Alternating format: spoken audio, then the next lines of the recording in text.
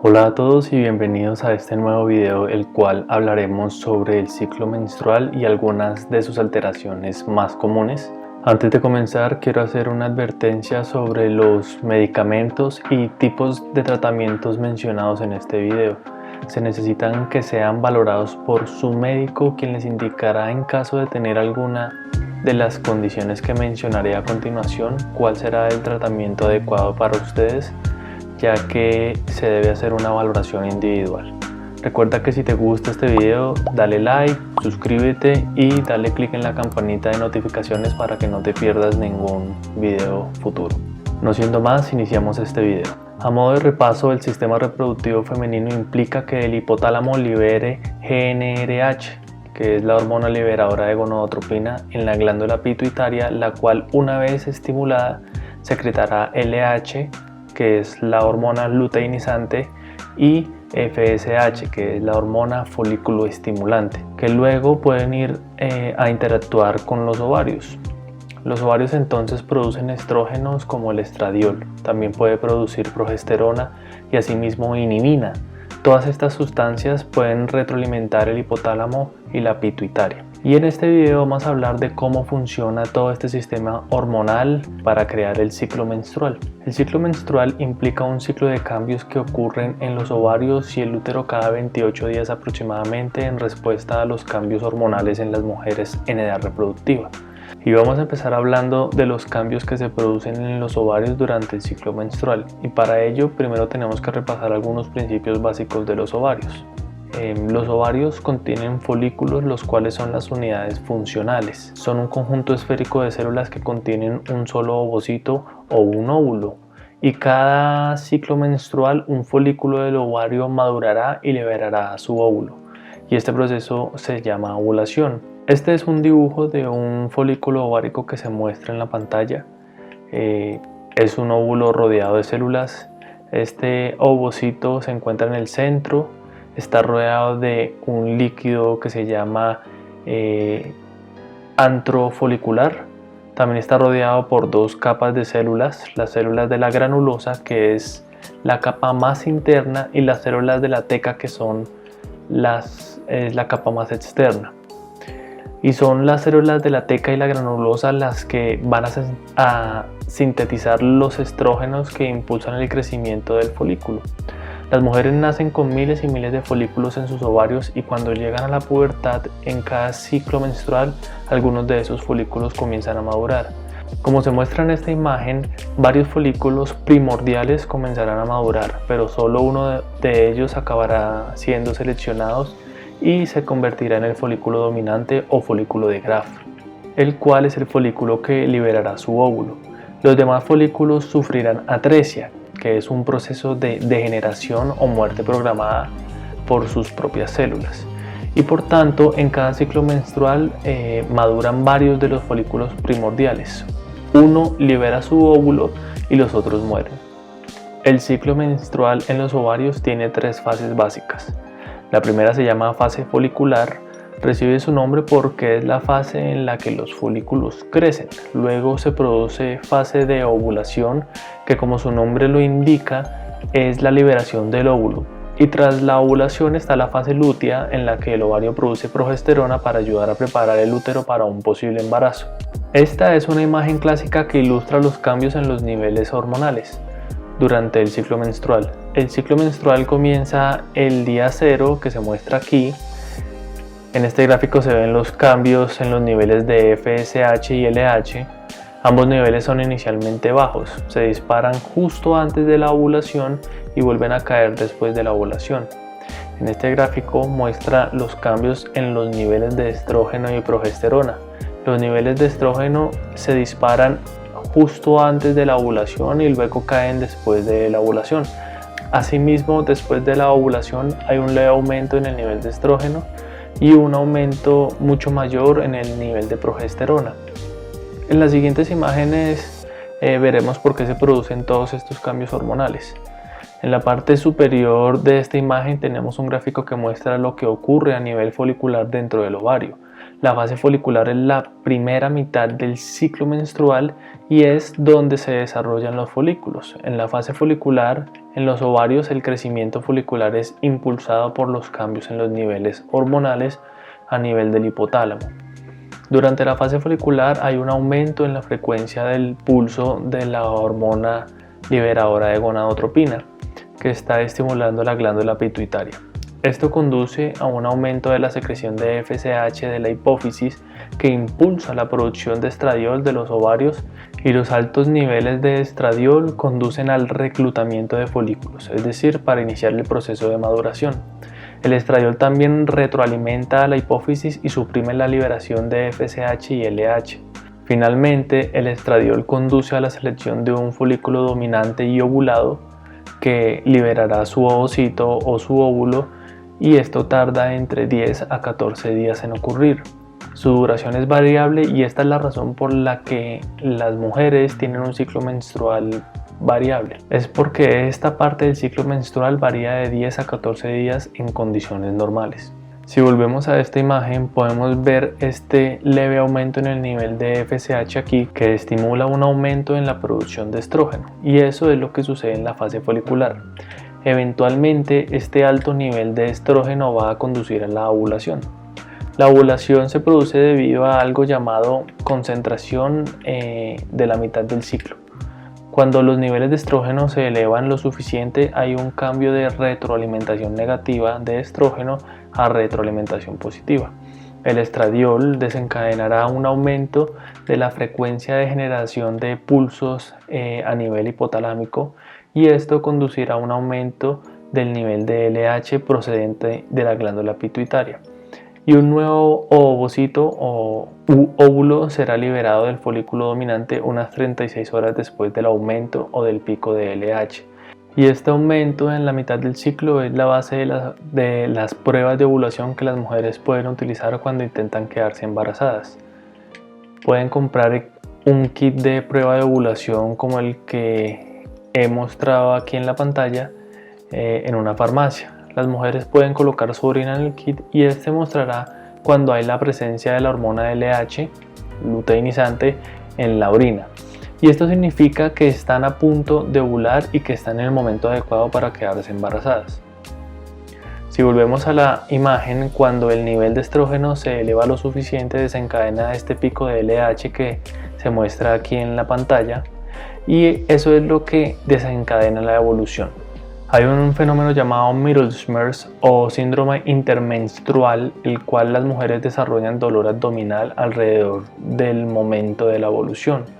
Esto se presenta como un dolor abdominal a mitad del ciclo menstrual, y el dolor se debe al agrandamiento y crecimiento de un folículo, o a veces es por la ruptura folicular con sangrado que causa irritación peritoneal. Se suele presentar como un dolor abdominal unilateral leve. Es unilateral porque está en el lado en el que el ovario está aumentado de tamaño o se produjo la ruptura del folículo. El dolor suele resolverse en unas horas o días. Por lo general se trata de un trastorno benigno, sin embargo a veces puede simular otros trastornos y confundirse con apendicitis. Tras la ovulación del ciclo menstrual entra la fase lútea. Esta fase está impulsada por una estructura de los ovarios llamada cuerpo lúteo. El cuerpo lúteo es una glándula endocrina temporal que se forma a partir del folículo que liberó su óvulo. La función del cuerpo lúteo es producir grandes cantidades de la hormona progesterona que prepara el útero para la implantación del óvulo fecundado. También hay algo de estradiol liberado por el cuerpo lúteo. Recuerden que estos son estrógenos. La progesterona y el estradiol liberados por el cuerpo lúteo retroalimentan negativamente a la pituitaria para que los niveles de LH y FSH caigan. Regresando nuevamente a la imagen, esta es la fase lútea, la segunda mitad del ciclo menstrual en la que se forma el cuerpo lúteo. Produce grandes cantidades de progesterona como lo indican sus niveles aquí. También hay algo de estrógeno producido por el cuerpo lúteo, y los niveles de estrógeno y progesterona hacen que los niveles de LH y FSH sean muy bajos en la fase lútea. Eventualmente el cuerpo lúteo se degrada y esto lleva a una caída en los niveles de progesterona, lo cual desencadena la menstruación en el útero. La menstruación siempre ocurre 14 días después de la ovulación. Eso es por la fase lútea del ciclo menstrual, que tiene una duración constante. Ahora bien, si se produce la fecundación, el embrión comenzará a producir gonadotropina coriónica o la beta-HCG. Esto mantendrá el cuerpo lúteo y la producción de progesterona, y a su vez mantendrá los niveles de LH y FSH bajos para que el ciclo menstrual no comience de nuevo en el marco del desarrollo del embarazo. Así que, volviendo a la imagen nuevamente, en el momento en el que el nivel de progesterona cae, aquí es lo que se desencadena la menstruación y que comienza otro ciclo menstrual. Sin embargo, si se produce la implantación, la gonadotropina coriónica aumentará y mantendrá el cuerpo lúteo para que el nivel de progesterona se mantenga alto y para que los niveles de LH y FSH permanezcan suprimidos. Todo lo que he hablado hasta este momento son los cambios en los ovarios durante el ciclo menstrual. Ahora voy a hablar de los cambios en el útero durante el ciclo menstrual, el cual a veces se denomina ciclo uterino. Se trata de cambios en el endometrio, que es la capa más interna del útero, la cual se asienta sobre el miometrio, que es una capa de músculo liso. El ciclo uterino está impulsado por los estrógenos y la progesterona y es paralelo al ciclo ovárico y tiene dos fases. La fase proliferativa es análoga a la fase folicular del ovario. Esta ocurre antes de la ovulación. La fase de secreción o secretora es análoga a la fase lútea del ovario y esta se produce después de la ovulación. La fase proliferativa del ciclo uterino comienza tras la menstruación, a la que posteriormente sigue la proliferación del endometrio. Esta está estimulada por los estrógenos que generan un gran aumento del grosor del endometrio, el cual puede llegar a ser más de 10 veces su grosor. Asimismo, en el transcurso de la fase proliferativa hay un crecimiento de las glándulas, el estroma y los vasos sanguíneos dentro del endometrio. Si volvemos a la imagen, anteriormente indiqué cómo los niveles de estrógenos aumentan durante la fase folicular del ciclo menstrual. Ese aumento de los niveles de estrógeno estimula el útero y eso impulsa a la fase proliferativa del ciclo uterino. Tras la ovulación, el útero entra en una fase de secreción. Esta fase está impulsada por la progesterona. La función de la progesterona es inhibir la proliferación del endometrio y preparar la implantación del óvulo fecundado. En esta fase, el útero ya no quiere que el endometrio aumente de tamaño. Quiere decir que está preparado para el embrión, por ello se liberan numerosas secreciones en el útero para prepararse para el embrión. Además, también hay cambios importantes en los vasos sanguíneos que son impulsados por la progesterona. Los vasos del útero crecen, se enrollan y forman unas estructuras llamadas arterias espirales, unos 9 días después de la ovulación. Estas arterias son fundamentales para la implantación y el soporte del óvulo fecundado. Si no se produce la implantación, la mujer menstruará. Esto ocurre cuando los niveles de progesterona caen. Hay una vasoconstricción de las arterias espirales y luego se produce la apoptosis de las células endometriales, que es una muerte celular programada. Antes se creía que la vasoconstricción y la isquemia impulsaban la menstruación. Ahora se cree que la causa es como tal la apoptosis. Pero sea cual sea el mecanismo, se produce el colapso y la escamación del endometrio y esto conduce a la menstruación. En este lado se muestra el ciclo uterino en la parte superior junto con los cambios hormonales en la parte inferior durante la fase folicular del ciclo menstrual. A medida que aumentan los niveles de estrógenos, el endometrio se aumenta de grosor. Esto se denomina fase proliferativa. Después de la ovulación, los niveles de progesterona son altos, como se muestra en esta imagen en la parte inferior. Durante esta fase del ciclo menstrual, el útero ha entrado en la fase de secreción. El endometrio no está aumentando de tamaño, pero se puede ver el desarrollo de las arterias espirales como se indica en estas líneas. Ya entendiendo en términos generales cómo funciona el ciclo menstrual, voy a hablar de las causas de la amenorrea o de la falta de menstruación. Y hay muchas causas de amenorrea, pero me voy a centrar en las que están relacionadas con niveles anormales de las hormonas reproductivas femeninas. Primero necesitamos definir algunos términos. La amenorrea primaria es la falta de menstruación en la pubertad y esto se debe generalmente a una anormalidad anatómica o genética. Lo que es mucho más común, especialmente en la medicina de adultos, es la amenorrea secundaria. Este es el cese de la menstruación normal después de periodos normales anteriores. Y cuando una mujer acude a su médico para la consulta a causa de una amenorrea secundaria, hay una serie de grupos de causas que se necesita tener en consideración. En primer lugar, la causa más común es el embarazo, que debe descartarse de inmediato con una prueba de embarazo, obviamente.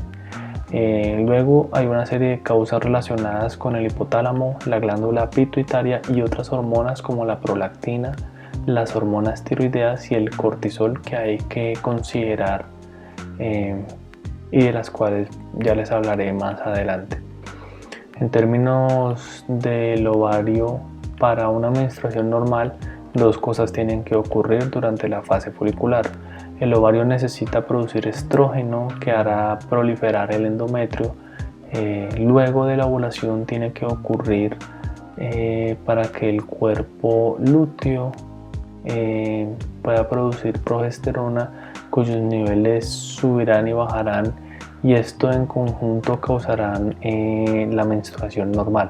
Así que si hay un problema en la producción de estrógenos o de la producción de progesterona, estos pueden conducir a una amenorrea secundaria. Hay una prueba antigua para la causa de la amenorrea secundaria que ya no se hace mucho, se llama el desafío de progestina. Esta prueba no se usa mucho en la era moderna porque tiene muchos falsos positivos, pero esta prueba implicaba la administración de un compuesto de progestina como los que se encuentran en las píldoras anticonceptivas que se usan actualmente. Se administraba por vía oral o intramuscular y luego se observaba por si se producía el sangrado menstrual después del desafío con progestina en los siguientes 7 días. Esto indicaba que el estrógeno sí estaba presente, pero la progesterona no. Recordemos que los estrógenos hacen que el endometrio prolifere, pero luego se necesita la típica subida y bajada de progesterona para que se produzca la menstruación. Si la menstruación se produce tras la administración de progesterona exógena, se sugiere que la progesterona está ausente, y esto puede ocurrir cuando hay anovulaciones, es decir, que no se está ovulando. Si la mujer no está ovulando, el cuerpo lúteo no se formará para producir progesterona, y una de las causas de este escenario es el síndrome de ovario poliquístico, del cual hablaremos más adelante en este video. Si no hay sangrado después de un desafío de progestina, sugiere una de dos cosas: o bien no hay estrógeno para hacer proliferar el endometrio y prepararlo para la menstruación, o hay un problema anatómico de salida de la menstruación.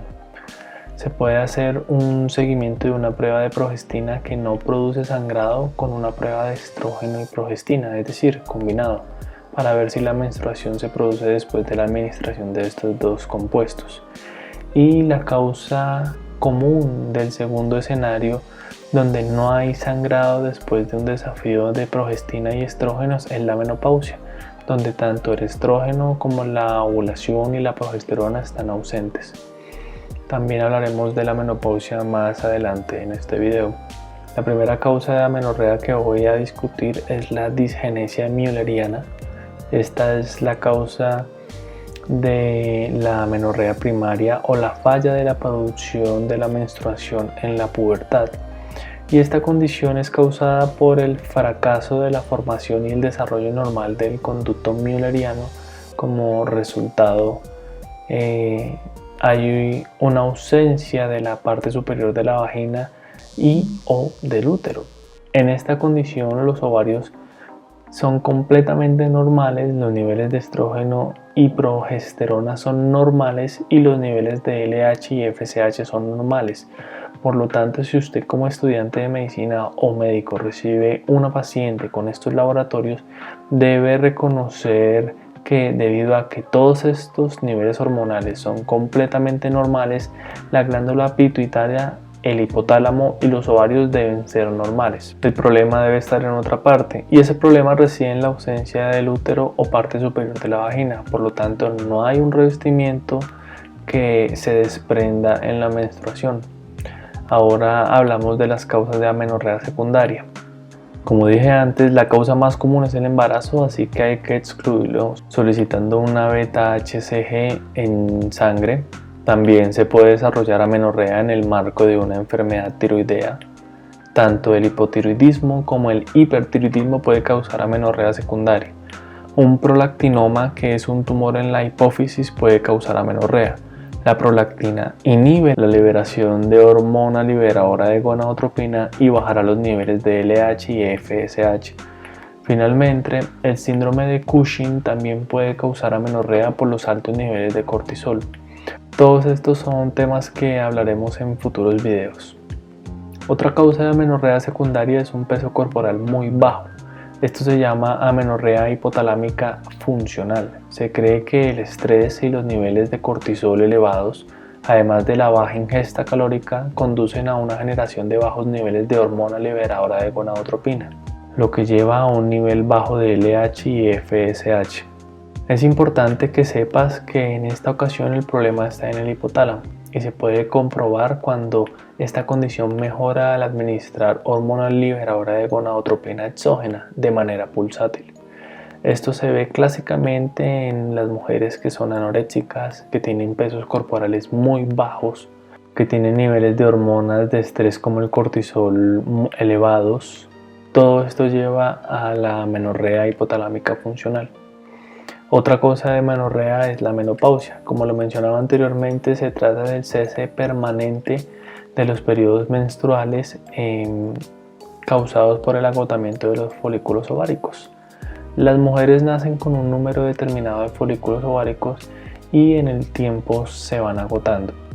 Es entonces cuando se produce la menopausia. La edad media de aparición es de 51 años. Suele ir precedida de varios años de periodos anormales y desde el punto de vista de las hormonas reproductivas femeninas, la mujer pierde estrógeno y progesterona procedente de los ovarios en esta condición. Más concretamente, la mujer pierde la producción de estradiol de los ovarios. Las células de la teca y de la granulosa ya no producen este estrógeno. Sin embargo, esto no significa que haya una falta de estrógenos. La fuente de estrógeno después de la menopausia es el tejido adiposo. Recordemos que el tejido adiposo tiene la enzima aromatasa y este tejido puede convertir andrógenos, que son hormonas masculinas, como la androstenediona, en estrógenos. Si miramos la parte inferior de la pantalla, en el lado izquierdo está la estructura de la androstenediona, que es un andrógeno débil, y es producido en las glándulas suprarrenales. La aromatasa puede convertirlo en estrona y lo que hace la aromatasa es que elimina este carbono aquí y convierte este anillo en un anillo con 3 dobles enlaces. Cuando se hace eso a la androstenediona se obtiene una molécula de estrona y este es un estrógeno, como lo indicaba anteriormente. Es aquí donde los estrógenos provienen de las mujeres que son posmenopáusicas. Además de perder el estradiol de los ovarios, las mujeres pierden la producción de inhibina de los folículos. La inhibina normalmente suprime la liberación de FSH, por lo que se verá un alto nivel de FSH en las mujeres que son menopáusicas y un aumento en el nivel de FSH es un hallazgo temprano en las mujeres que se acercan a la menopausia, que se puede ver en las pruebas bioquímicas. Con el tiempo, tanto los niveles de FSH como los de LH se elevarán, pero la FSH se elevará antes y esta es la prueba bioquímica más sensible. Los síntomas clásicos de la menopausia son la presencia del flushing o el sofoco, las cuales son sensaciones subjetivas de calor que suelen aparecer rápidamente durante minutos y luego pasan. Están asociados a la disminución de los niveles de estrógeno que se produce durante la menopausia y pueden tratarse con terapia de reemplazo hormonal, de la cual hablaremos en un momento. Otros síntomas de la menopausia es la atrofia vaginal. La vagina puede volverse delgada y seca y esto se debe a la pérdida de estimulación de los estrógenos. También se puede producir osteoporosis en las mujeres posmenopáusicas, lo que quiere decir una pérdida ósea por falta de estrógenos. Y por último, hay un aumento del riesgo de enfermedades cardiovasculares, incluyendo infartos, accidentes cerebrovasculares, Se cree que se debe en parte por la falta de estrógenos, aunque no se entiende del todo por qué ocurre esto. La terapia de reemplazo hormonal puede utilizarse para tratar los síntomas de la menopausia. Normalmente se realiza con una versión oral o transdérmica del estradiol. En las mujeres que tienen el útero intacto se añade un componente de progestina. Se trata de un fármaco similar a la progesterona, el mismo tipo de medicamentos que se utilizan en las píldoras anticonceptivas. Muchas mujeres posmenopáusicas se han sometido a una histerectomía por fibromas uterinos o alguna otra indicación. En estas mujeres la terapia de reemplazo hormonal se puede realizar solo con un componente de estrógeno. Sin embargo, si las mujeres tienen el útero intacto, es necesario añadir progestágeno para evitar el efecto individual del estrógeno. Este efecto causaría hiperplasia endometrial, que es un crecimiento en el número de células endometriales y es un factor de riesgo para tener cáncer de útero o de endometrio. El principal beneficio de la terapia de reemplazo hormonal es que alivia los sofocos y esta es la principal indicación para utilizarla. Además, también mejora la densidad ósea. Sin embargo, existen posibles riesgos. Es probable que aumente el riesgo de trombosis venosa profunda, de derrame cerebral, infarto agudo de miocardio. También aumenta el riesgo de cáncer de seno. Antes se pensaba que la terapia de reemplazo hormonal disminuía el riesgo de enfermedades cardiovasculares y por este motivo a muchas mujeres posmenopáusicas se le administró esta terapia. No solo para tratar los síntomas de la menopausia, sino en la creencia de que disminuiría el riesgo de las enfermedades cardiovasculares. Recientemente, grandes ensayos clínicos han demostrado que estos fármacos probablemente aumenten el riesgo de accidente cerebrovascular. Por esta razón, el único motivo en que se puede utilizar la terapia hormonal sustitutiva es para aliviar los sofocos o el flushing en las mujeres que son muy sintomáticas. La última causa de amenorrea de la que hablaré en este video es el síndrome de ovario poliquístico, que es una causa común de amenorrea secundaria. Este trastorno es muy complejo y no se comprende del todo, pero se cree que la genética de una mujer más los factores ambientales como su dieta, que puede llevar a la obesidad, eleva la proporción de LH en relación con la FSH en sangre. La LH impulsa la producción de androstenediona de las células de la teca y la androstenediona, como mencioné anteriormente, es un andrógeno. Este será liberado a la sangre, donde parte de él será convertido en estrógeno por el tejido adiposo. Como hemos hablado anteriormente, el estrógeno entonces suprime aún más el nivel de FSH y esto conduce a la anovulación. En realidad, el síndrome de ovario poliquístico es mucho más complejo de lo que se puede apreciar en esta imagen, pero voy a tratar de darles una forma de pensar en ello para que mantengan las características clínicas y de laboratorio claras en su mente. El síndrome de ovario poliquístico comienza con una combinación de la genética de la mujer, además de factores ambientales como su dieta, que puede conducir a la obesidad. Esto conduce a dos características claves del trastorno. La primera es la hiperinsulinemia, de la que hablaremos en un minuto, y en segundo lugar es el aumento de la proporción de LH en relación a la FSH. La LH impulsa la producción de androstenediona de las células de la teca y normalmente esa androstenediona será convertida en estradiol por las células de la granulosa. Pero como el nivel de FSH es bajo, esto no ocurre, es decir, no hay estimulación de los folículos para su crecimiento y maduración. Esto significa que la androstenediona comienza a circular en sangre, donde parte de ella se convierte en testosterona y esto lleva a niveles elevados de andrógenos de manera general, lo que causa los síntomas o la clínica característica, que es el hirsutismo y el acné, que son, digamos, características clínicas claves en este trastorno, como he mencionado. Ahora bien, parte de la androstenediona se convierte en estrógeno en el tejido adiposo. El estrógeno retroalimenta a la pituitaria y suprime aún más la producción de FSH. y ya que al haber una baja producción de FSH no hay ovulación. Además se desarrollarán quistes foliculares y todo esto conducirá a bajos niveles de progesterona porque la mujer no está ovulando normalmente. Como he mencionado antes, además del síndrome de ovario poliquístico está asociado con la hiperinsulinemia y con la resistencia a la insulina. Como resultado, el nivel de la insulina de la mujer necesita aumentar para mantener los niveles normales de azúcar en sangre. Ahora bien, puede que sepas que la obesidad también está asociada a la hiperinsulinemia, pero la hiperinsulinemia que se observa en el síndrome de ovario poliquístico es más de lo esperado para el grado de obesidad que se observa en estas mujeres, y esto puede conducir a desarrollar diabetes. Las características clínicas clásicas de este trastorno se evidencia en mujeres obesas que desarrollan hirsutismo, que se presenta como vello facial, hay acné, tendrán amenorrea y son infértiles. Y si se les realiza una ecografía se verán múltiples quistes foliculares. Son folículos que no se desarrollan normalmente y es así como el trastorno recibe su nombre de síndrome de ovario poliquístico. Este trastorno suele diagnosticarse clínicamente. Suele ser bastante obvio cuando se encuentra una mujer obesa con las características clínicas mencionadas anteriormente y en quienes se pueden medir los niveles totales de testosterona. Se han hecho estudios donde se han medido varias hormonas y la testosterona total resulta ser el indicador más fiable.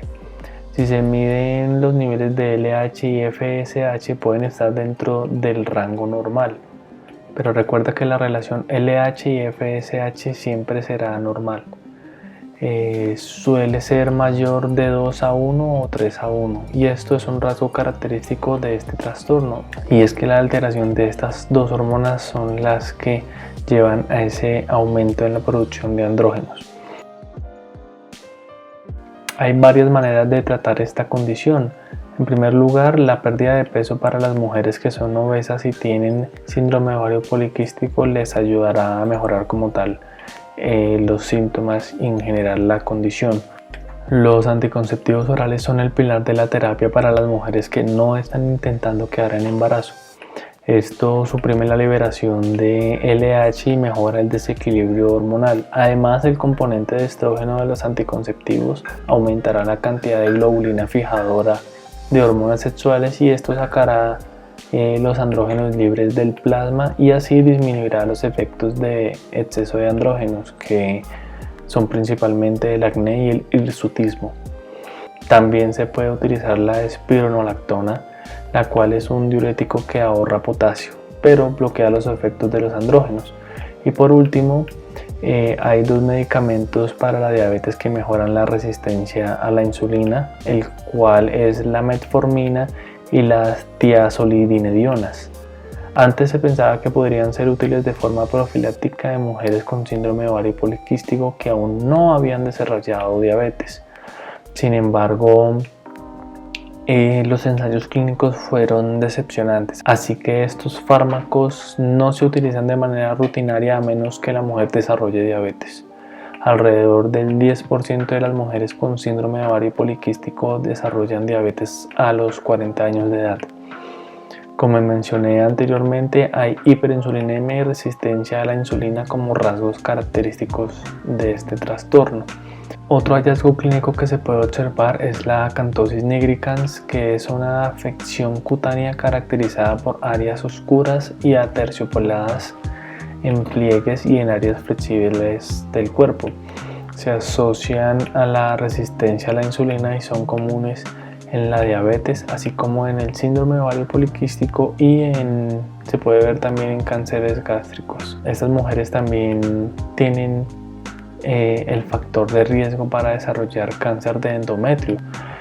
En este trastorno hay estrógenos sin ninguna oposición. Las mujeres no están produciendo progesterona, pero están produciendo estrógenos de su tejido adiposo. Esto puede conducir a la hiperplasia del endometrio y esto pues aumenta el riesgo de carcinoma endometrial. Recuerden que si tienen alguna de las condiciones mencionadas anteriormente, deben consultar a su médico para iniciar un tratamiento adecuado e individualizado y por lo tanto no automedicarse, ya que puede traer problemas de salud mayores.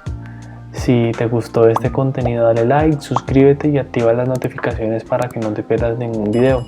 Además, cuéntame sobre qué otro tema quiere que hablemos. Escribe en la caja de comentarios, el cual estaré muy pendiente y atento. Nos vemos en una próxima ocasión y hasta luego.